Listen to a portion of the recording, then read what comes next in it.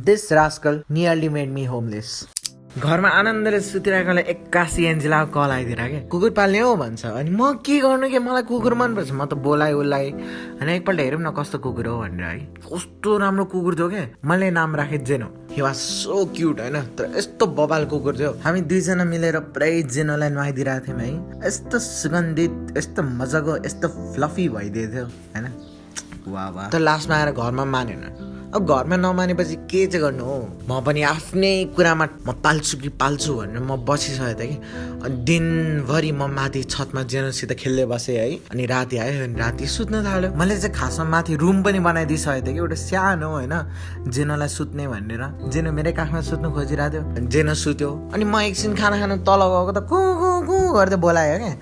बेजती आधी खाना छोडेर गुटुङ टुङ कुटे मलाई यस्तो माया लागेको थियो त्यसको अनि त्यस पछाडि हुन्छ नि भातहरू दिएको भात खानै मान्दैन अलिअलि खायो होइन अनि फेरि मेरो घरमा नि केही थिएन क्या अनि रातिको बेला होइन अन्डा चोरेर ल्याएँ क्या मैले अनि त्यही अन्डा उसिनेर दिएको है जेनोलाई यस्तो मजाले खायो मेरो मन पनि आनन्द भयो त्यस पछाडि मैले जेनोलाई आफ्नै बेडमा राखेर सुताएँ किनभने मन सुत्नु पर्यो नि होइन फेरि यो बच्चामा रातिको बेला बेडबाट खस्छ फेरि उफ्रिन्छ यताउता उफ्रिन्छ अनि फेरि बोकाउनु लाउँछ अनि फेरि माथि चढाउनु पर्छ बेडमा फेरि तल हाम फाल्छ फेरि चढाउनु पर्यो राति कु गर्दै फेरि बोलाउँछ जेनोको लागि इट वाज वर्थ इट है बिहान उठ्दा त पुरै साइडमा मेरो हातमा है सुतिरहेर क्या मजाको इफ जेनो मेरो भइदिएको है I would have done that struggle always जहिले पनि जेनोको लागि म गर्नु सक्थेँ कि त्यति भयो नि अब जेनो त भर्खर बच्चा हो नि होइन अब बेसी बच्चाले हगिदिन्छ नि यताउता होइन